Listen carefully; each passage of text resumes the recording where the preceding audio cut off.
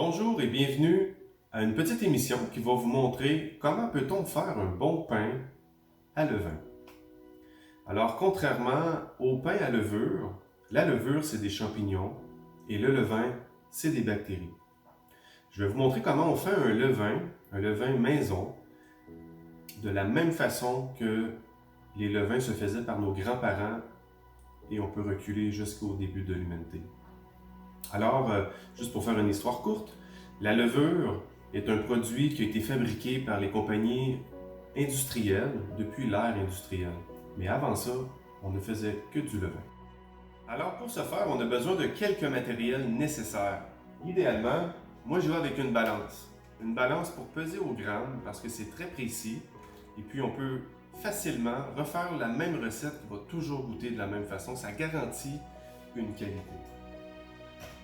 On va avoir aussi besoin d'un pot, un 4 pintes, celui-là c'est un pot en stainless. On va avoir besoin soit d'une louche, si on y va à la main, une louche à l'envers, pour bien brasser parce que la boule de pâte devient très consistante. Alors pour ceux qui ont une machine de batteur à socle, ça va aller mieux avec un crochet comme ça. Ça va pouvoir faire tourner la pâte, la rendre à une texture lisse et super belle, prête à travailler avec les mains. Alors c'est très simple. Avec tout ça, on va avoir besoin aussi de levain.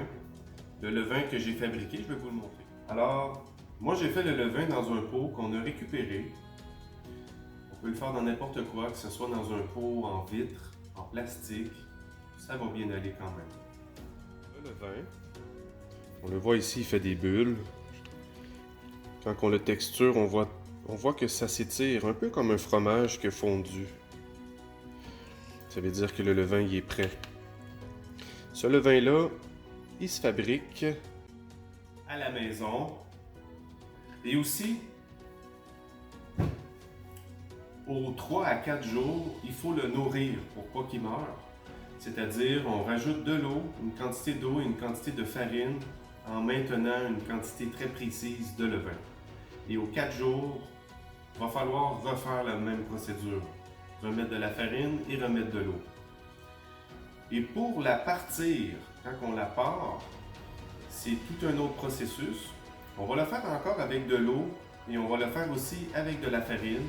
Mais on va rajouter des bactéries qu'on va acheter. Et là, c'est 7 jours. On va le laisser 7 jours travailler.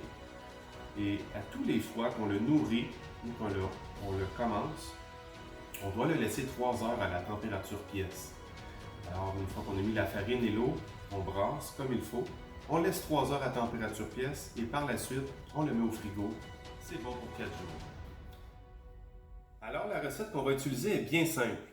On va avoir besoin de 337 g de levain qu'on va peser sur la balance de façon précise. On va prendre aussi avec ça 495 g d'eau, idéalement à 40 degrés Celsius, pour favoriser le travail des bactéries dans le levain.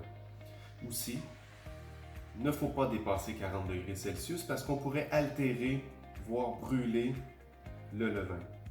Si on met l'eau plus froide, ça ne dérangera pas, simplement qu'on va laisser un peu plus longtemps travailler sur le comptoir à température pièce.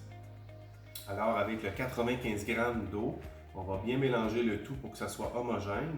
On va rajouter à ça 11 g de sel et 900 g de farine. Avec ça, on va avoir le mélange adéquat pour bien brasser ça, pour faire notre pâte prête à gonfler. Pour commencer, on va ouvrir la balance et utiliser le pot en stainless pour pouvoir peser bien notre produit. Vous voyez ici, le pot pèse 481 g. On le remet à zéro et on est prêt pour peser notre 337 g de levain. Et voilà, le 337 g est atteint avec le levain à l'intérieur. Maintenant, on va rajouter l'eau. Au moment de rajouter l'eau, on peut utiliser une bouilloire afin de chauffer l'eau légèrement et à l'aide d'un thermomètre, on va pouvoir savoir quand est-ce que l'eau va atteindre 40 degrés. Si jamais l'eau est trop chaude, on rajoute de l'eau froide dans le pot jusqu'à ce qu'on atteigne le 40 degrés. On va mettre le 495 g d'eau.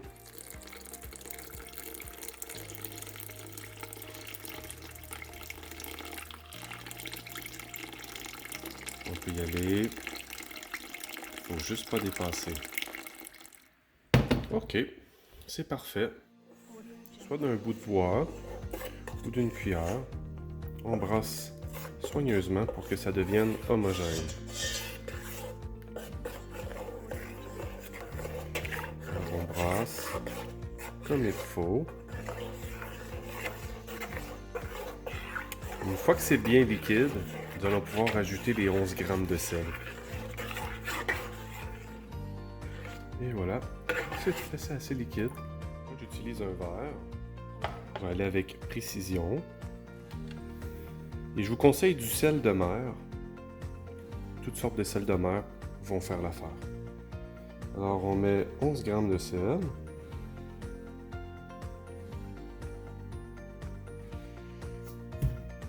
Et voilà, on va en enlever un petit peu. Une fois qu'on a notre sel, on le verse à l'intérieur. Le brasser à nouveau. Il faut se dépêcher à le brasser parce que le sel peut altérer le travail du levain. Alors en brassant comme il faut, on va faire en sorte que le sel va bien se dissoudre, mais équitablement dans tout le liquide. Et voilà. Maintenant, on est rendu à l'étape de mettre de la farine. Alors, moi je prends de la farine biologique. Vous pouvez prendre n'importe quelle autre farine, celle qui vous plaît. Je commence avec une farine plus simple, c'est ce que je vous conseille. Moi, c'est la farine milanaise que j'utilise. Alors, on va installer, on va appliquer 900 grammes et on va commencer à faire l'étape de brassage. Alors, c'est assez simple. Avec la balance, on rajoute les 900 grammes de farine et on y va comme cela. On en rajoute jusqu'à 900 grammes, c'est pour ça que ça va très bien avec une balance. Maintenant, on peut passer à l'étape de brasser. Nous allons commencer à mettre le crochet bien en place. On va pouvoir placer le pot directement au bon endroit. Bien le barrer. Et afin que ça ne coule pas partout, on va mettre ce qui va faire en sorte qu'il n'y aura pas de dégâts. Alors on commence, on brasse. Jusqu'à ce que ça devienne une vraie pâte, une belle pâte.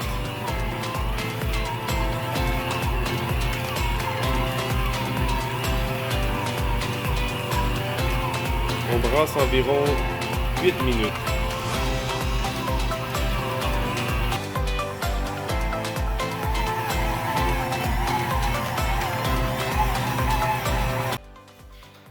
Moi, j'utilise de l'huile d'olive pour mettre sur les mains afin que la pâte ne colle pas sur les mains. Juste un petit peu. On peut maintenant bien frotter, mais juste avant, on a besoin d'un petit peu de farine.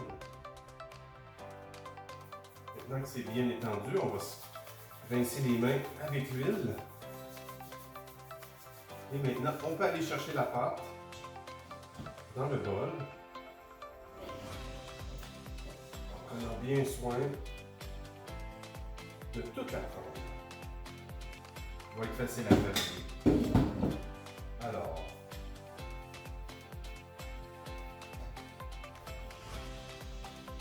on commence par rouler la pâte. On fait une boule. On la roule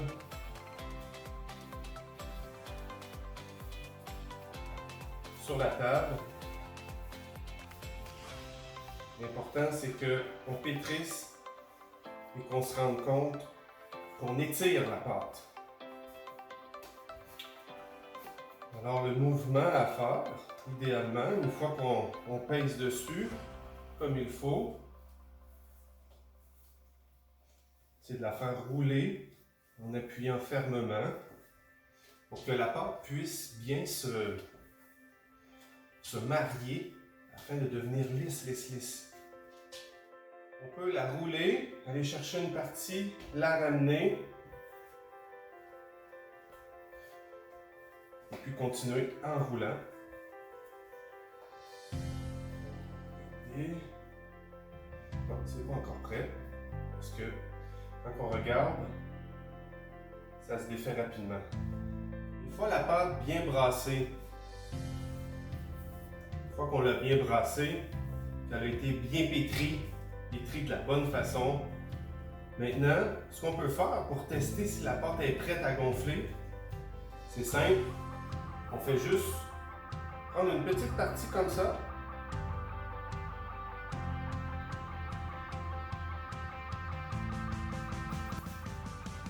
Et on peut voir si cette partie-là s'étire.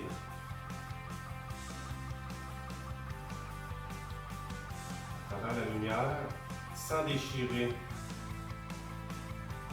Si elle s'étire assez pour qu'on voit la lumière passer à travers, c'est qu'elle est prête. Alors quand on brasse, on lui met beaucoup d'énergie, on appuie dessus, on la laisse tourner. Si elle colle un petit peu, on rajoute un petit peu de farine sur le comptoir. Alors une fois qu'on l'a bien pétri,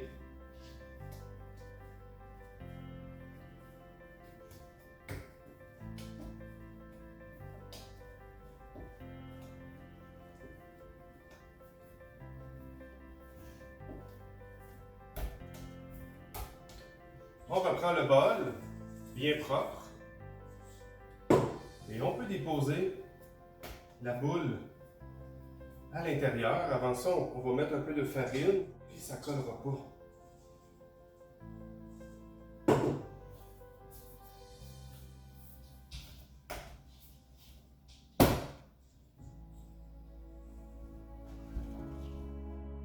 Une fois que la boule est à l'intérieur du bol, c'est très simple, on applique une pellicule de plastique tout au pourtour en s'assurant très bien qu'elle soit hermétique.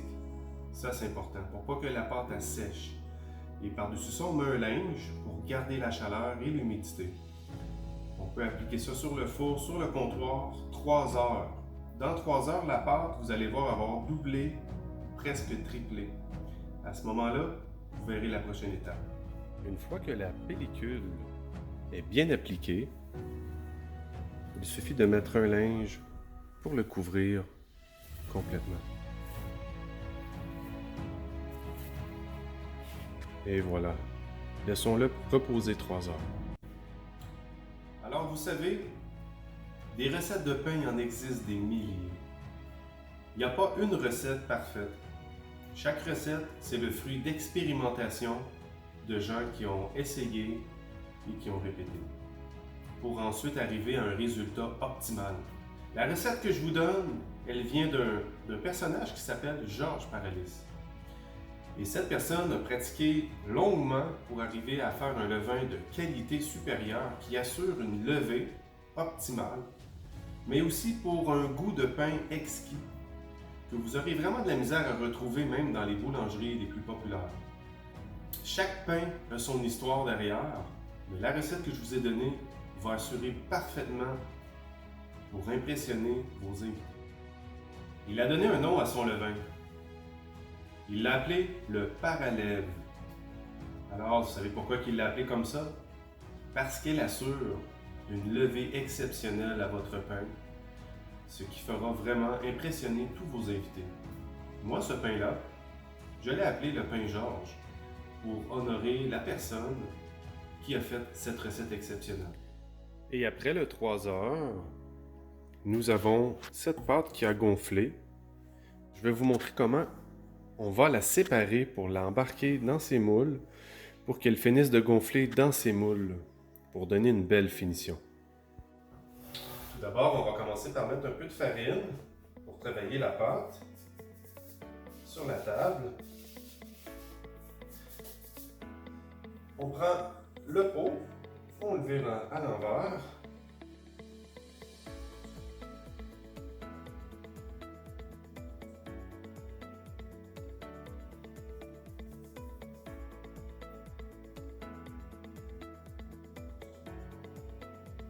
Et voilà.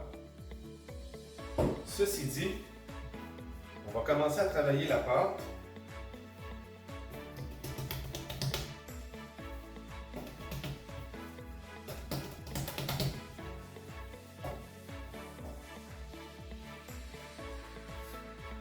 On va travailler une dernière fois pour séparer en deux.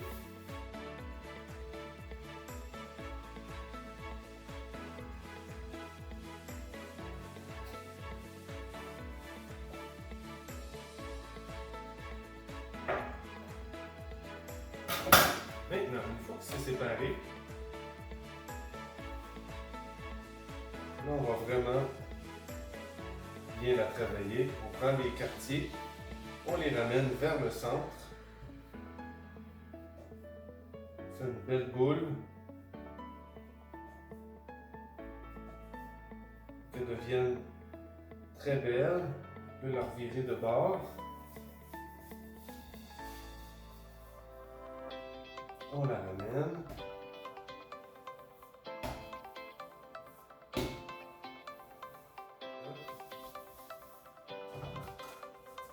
On va mettre de la farine sur les bols. Très important.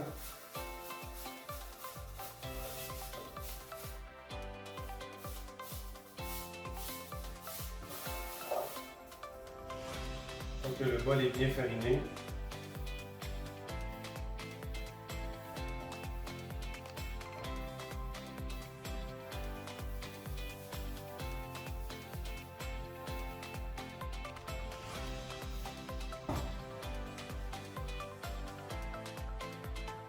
Bol avec la pâte à l'intérieur et on va laisser gonfler. Lorsqu'on laisse gonfler, il faut les couvrir d'un linge, uniquement d'un linge. Cette fois-ci, pas de pellicule de plastique. Et après 3 heures, il aura gonflé presque toute la grandeur du bol. Et à ce moment-là, ça va être le temps d'enfourner. Maintenant qu'on a mis le linge, nous allons le laisser 3 heures avant d'enfourner. Une fois la deuxième série de 3 heures terminée, nous pouvons retirer les linges et regarder comment les pâtes ont bien gonflé. Et voilà, regardez-moi ça, ça a bien gonflé. On peut même toucher et voir que ça rebondit. Même chose. Maintenant, je vais vous montrer comment la préparation juste avant la cuisson. On va y faire un petit design.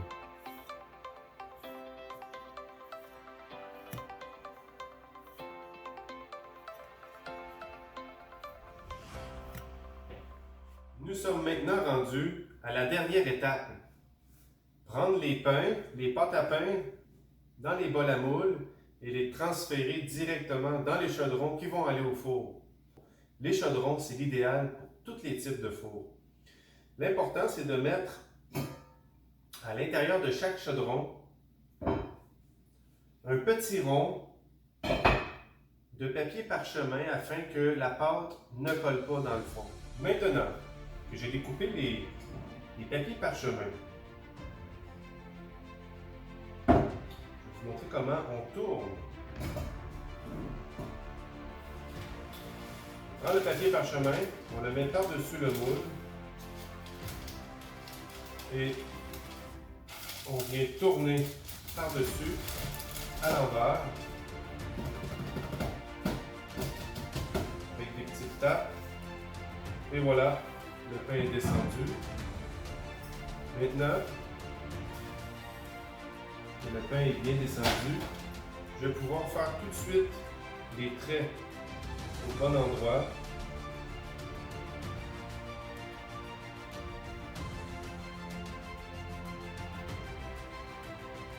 Dans le pain.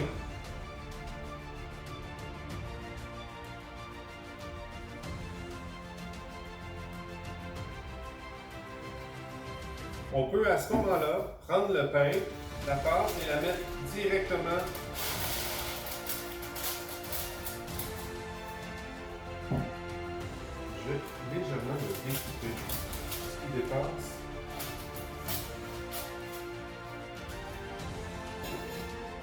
Et voilà, celui-là, on peut l'enfourner.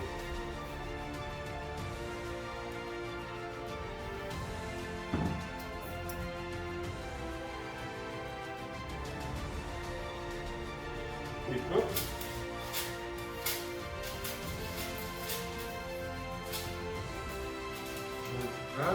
On le met à l'intérieur et il est prêt à être enfourné.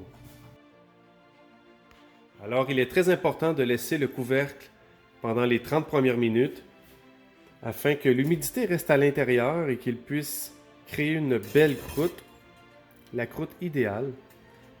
Et puis par la suite, on le retire pour les 15 minutes qui restent pour la finition. Et voilà le résultat final. Des pains au levain biologiques faits maison. On vous remercie pour le visionnement de cette vidéo. Vous allez vous-même pouvoir faire vos propres pains.